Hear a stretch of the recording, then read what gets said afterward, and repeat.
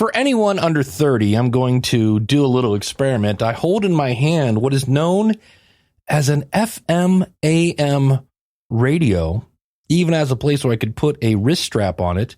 And I've just extended the antenna. And on the side, it has a switch for AM, FM, and then a knob to let you manually tune to your station. This is not a digital station. And when you turn it on, you get this. Oh, now that's some good old-fashioned hiss. I believe that's a 1977 year of hiss. But if I go to turn this dial, eventually I should find some music. Ooh, see, there's a little bit of that, but still, can you hear how that's still not really very good to listen to? I can hear the song. It's the guy who sings through his jaw. Yeah, down, down. But if I turn a little more, tweak it. Ooh, now we're getting there. We're closer. Oh, what do we have there? I will listen to this all day. Oh, wow. Al Jolson reincarnated. So, my point here is, when you are focused and you find that connection between you and your listener, you're not making them listen to this, because who wants to listen to that? So on today's show, we're talking about focus and clarity and guys that sing through their jaw. People that don't sing through their jaw are my awesome backup singers. Hit it, ladies! The School of Podcasting with Dave Jackson.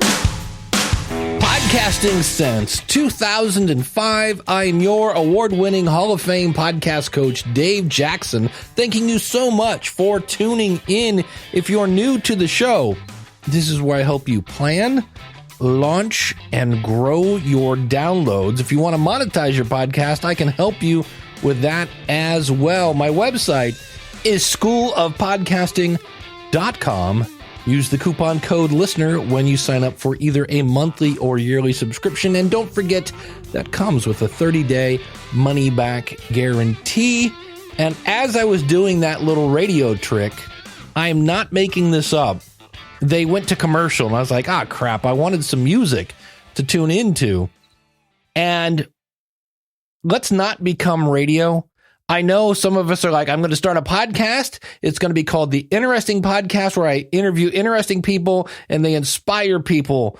And I'm like, okay, and what's the goal of this? Oh, I want to monetize. How? I want to get sponsors. Let's not that there's anything wrong with sponsors, but I'm not making this up. They just played 5 minutes and 41 seconds of ads, like straight through. So please, let's not turn podcasting into radio. And one other point about this, if we compare our podcast to radio in regards to advertising, that's setting the bar pretty low. And let me give you an example. And this is going to sound like I'm, shaming some or judging.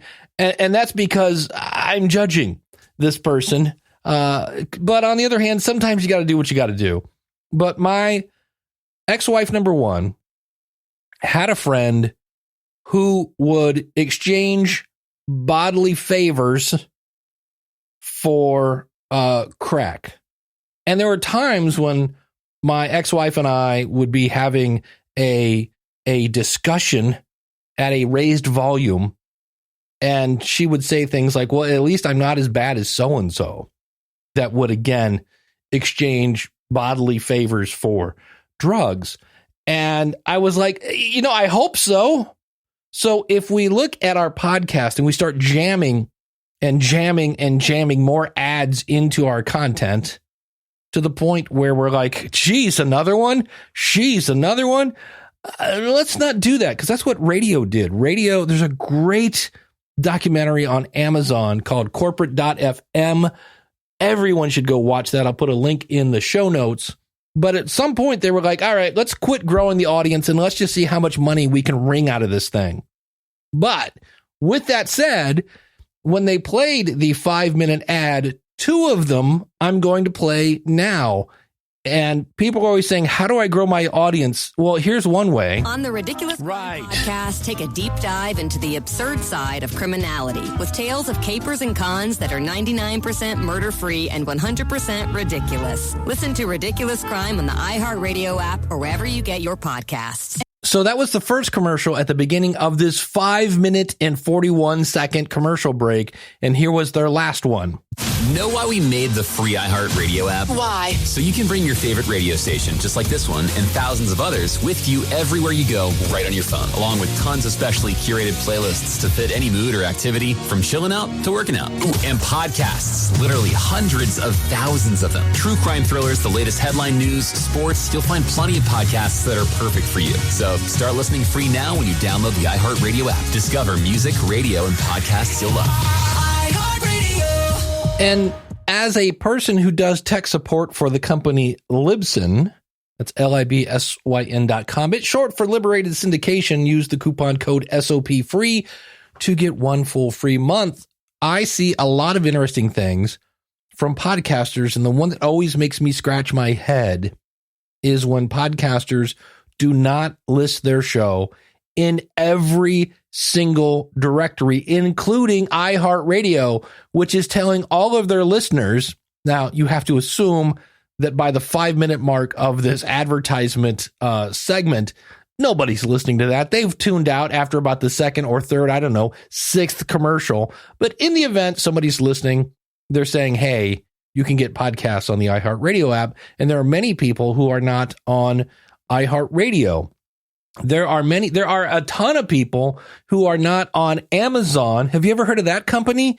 Amazon, which makes it so easy to talk to the woman in the tube that I don't want to say her name and say, hey, play, if you want to show somebody and you're in their house and they have the lady from Amazon and your show is in Amazon, you can say, hey, woman in the tube, play the name of your show, and she will. Assuming your name is not Gunnerpreneur or something of that nature. So if you haven't already, it doesn't matter what host you're on. Some of them make it easier than others. That's my tip for today for growing your audience. Make sure you're on all the different platforms. And I know some of them you're like, wait, what's Geo7 and Ghana? Those are very popular apps in this country called India. And if you've ever heard of it, or if you haven't heard of it, there are a lot of people in India. And when I put my show on there, it's like, India, what? Because, I'm a stupid American and I feel that the world revolves around our country. And when I put it on Ghana, I'm getting hundreds of downloads a month from Ghana. So for all my Ghana friends in India, thank you so much for listening. I deeply appreciate it. And it takes all of, 5 minutes. And you only have to do it once. So these companies are telling people, Amazon right now, if you Google your podcast, the very top ad is probably going to be from Amazon saying to listen to your podcast on Amazon, except if your show's not there, that's not going to be there. So get your shows listed in all the apps that are available.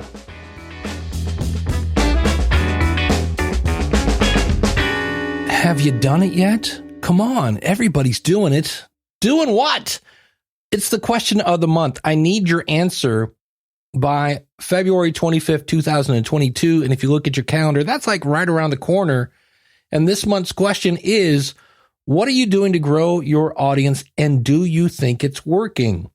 And now, when you do that, don't forget to tell us a little bit about your show and your website address. None of this, find me wherever find pod. No, what's your website? So that I can put a link to it and give you a little Google juice. Go out to schoolofpodcasting.com/question and answer that by February 25th, 2022. And you will hear yourself on the following Monday. That is, I believe, the 28th, which is the last day of the month of February. February's done. Put a fork in it, baby. And you'll hear your voice right there on the 28th. Again, schoolofpodcasting.com/question.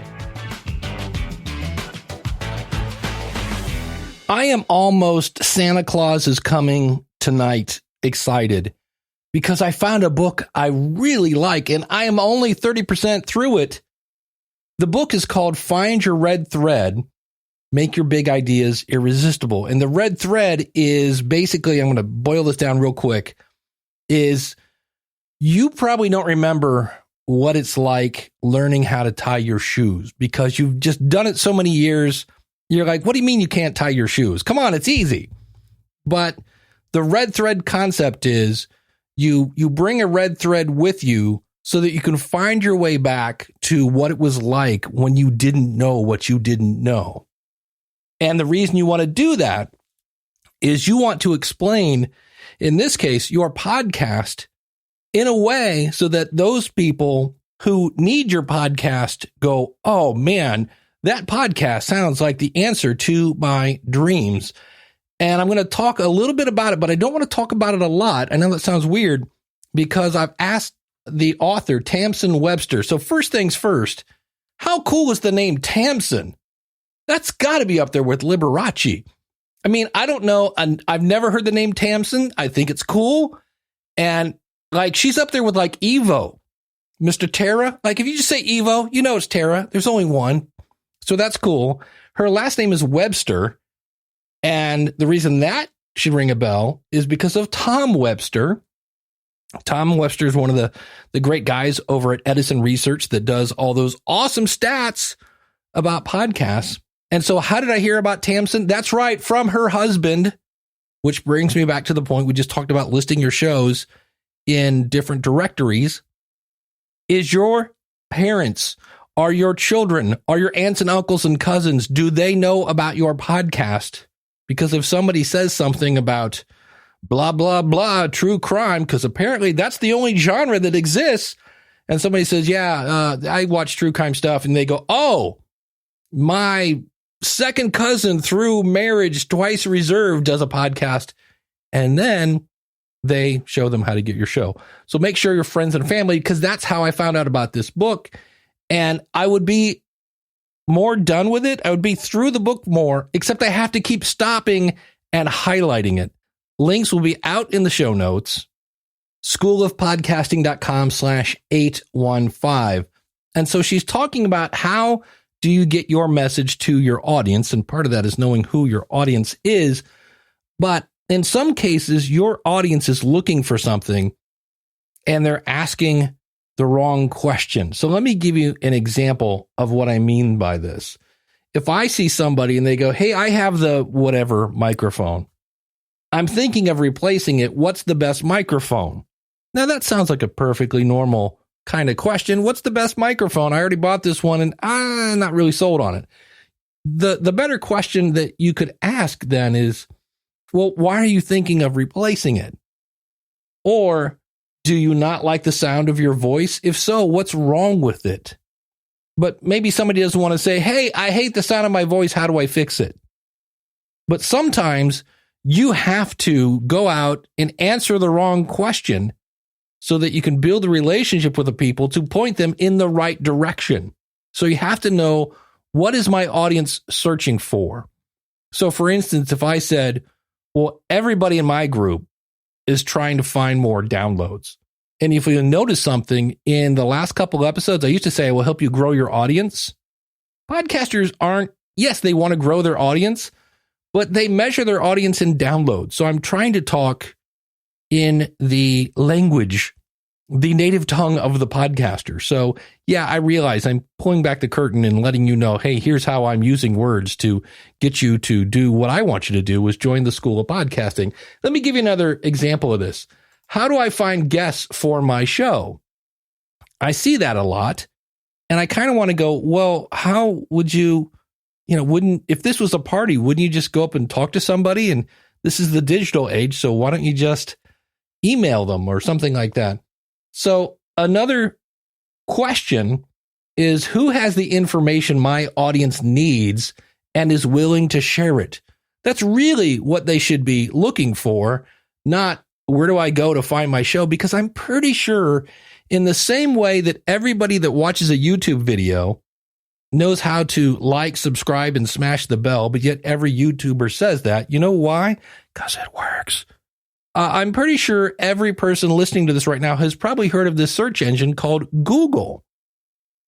And we all know that if I'm looking for somebody who is a golf pro or golf instructor or TikTok guru, I can just go to Google and type in TikTok guru, and presto, there's someone that would fit my Mastering TikTok podcast. Here's another question. I've been podcasting for 7 months. How do I get advertising? I see this on a fairly regular basis. Advertisers don't seek out podcasters who've been producing shows for X amount of years, because otherwise I'd be a millionaire. I'm celebrating 17 years in April. A better question might be, how many downloads do I need to approach a sponsor? But on the other hand, I might have to talk about the first question to get their attention so I can then point them towards the correct answer. I see this a lot. I've got X amount of downloads. Is that good? And that's kind of an interesting question. A better question is, why are you podcasting? And what will it take to keep you podcasting? And so in the book, again, it's from Tamsen Webster. It's called Find Your Red Thread, Make Your Big Ideas Irresistible. And your podcast is a big idea, and you want to understand who your audience is, what they're asking, so that you can answer that question, even if it's the wrong question to ask, so that you can then ask them the right question, so you can get them going in the right direction. And then your podcast will be the thing that they've been looking for this whole time, and they will go tell all their friends, and your audience will grow. So think back to when you first got into the niche that you're in, and think about the questions you have, and think about answering those questions. One last example, I might want to answer the question, how do I upload things to iTunes? Even though you and I know, first of all, it's Apple Podcasts. And number two, you don't upload things to Apple Podcasts. You upload things to your media host, and Apple Podcasts simply reflects those changes. But you might want to answer that wrong question, because that's what your audience might be looking for. Yeah, yeah, yeah. Yeah, yeah, yeah. All right, so we're going to talk about focus sentences, I believe is what they're called. The book I'm going to refer to in this case is Secrets of Dynamic Communications, Prepare with Focus, Deliver with Clarity, and Speak with Power by Ken Davis. This is a great book if you are also doing public speaking, but if you think about it, when you talk into a microphone, even though you're in the spare bedroom or the closet or the basement, and then you put it out into the public, you are public speaking. And so one of the things we have to talk about is, what am I trying to say right now? So for this segment, I'm trying to say, if I were to boil this down off the top of my head, that this segment is showing you or explaining to you how having a focused sentence will enhance every segment or episode of your show. For example, if you have a guest on your show, what is the one thing you want to learn from them? I love in the book, Make Noise by Eric Newsom. He said, what's the one question that only that person can answer? That's a great place to start, but you have a reason why you bring the guest on. If you do multiple segments like I do, and for the record, I don't really recommend this. It makes SEO really hard. It makes episode titles really hard and things of that nature. But what is the focus of this particular segment? And then what you do is you think about, okay, here's my focus sentence. Now, everything I say from this point forward should reinforce that focus sentence. And he says, how can you expect the audience to get what you're aiming at if you don't know what it is yourself? And so by writing this focus sentence, you kind of have clarified, okay, this is really what I'm trying to say. Here's an interesting part. He said they did a survey of 2,000 people who had just listened to speakers in various communication settings, and they did the survey pretty much less than 15 minutes after the presentation, and over 70% of the people leaving a presentation had no idea what had been communication. Some could remember a joke or an illustration, but most couldn't identify any purpose or direction for the talk. And that isn't the sad statistic. They also interviewed the speakers and discovered that more than 50% of the speakers could not articulate any objective or focus to their talk. So they didn't know what they were trying to say or accomplish. So consequently, no wonder the audience didn't know either. Stephen Covey, in the book, The 7 Habits of Highly Effective People, calls this start with the end in mind. What do I want people to walk away with after they listen to this podcast?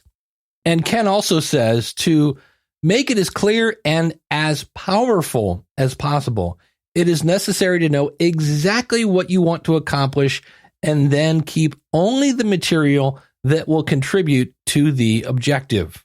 Now, he has an acronym for this. It's your subject, your central theme. That's the thing he's talking about. Then your objective. What do you want people to do? Your rationale. That's just the content of your presentation. That, again, should lead the listener to your objective. And then it's actually got 2 R's. So it's SCORE, SCOR, rationale, R, resources, and E is evaluation. And to me, anytime I don't do that, anytime I just go, oh, I'm going to talk about such and such, and I write down a bunch of bullet points, but I don't really focus on what's the main thing, what's the big takeaway here, because that really can help you shape your content. And so when we talk about listing our shows in directories, and we talk about making sure we're talking the language of our listeners so that we can attract them and they go, oh, that person's talking my language. We want to make sure that once they get to your show, it's effective. If you fire up the microphone with no goal, right? If your idea is, I don't know, we don't really aim at anything. Okay, well, if you're aiming at nothing, you're going to hit it every time. And nothing is, to go back to the opening of the show,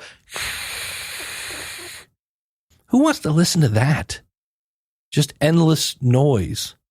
And if we go back to one of the original things I said at the beginning of this episode was, Santa Claus is coming tonight.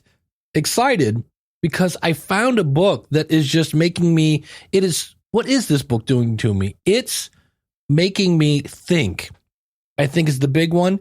And you're a podcaster. You are somewhat creative in one way or another. Otherwise, you wouldn't be doing this. And there are things that can come along and poke you, and you just feel creative juices, and you just know, hey, I'm going to like the rest of this book. And so that's how you want people to feel about your podcast. You want them to go, holy cow, this is exactly what I was looking for. And you do that by being focused with your content, focused on your audience. That's a whole other section of the book from Tamsin. And then getting to the point and doing it in a fun and educational way, and you're good to go. Another couple quick points on focus sentences. This is from transom.org, which is a whole educational site for radio people. And their focus sentence is in this format. Someone does something because, but. So someone was going to do this because they blah, blah, blah, but this happened instead. Planet Money uses this kind of framework. I'm doing a story on X, and it's interesting because of Y. And boy, that's a good one. It's interesting because of this. So I'll have links to all of this out at schoolofpodcasting.com/815.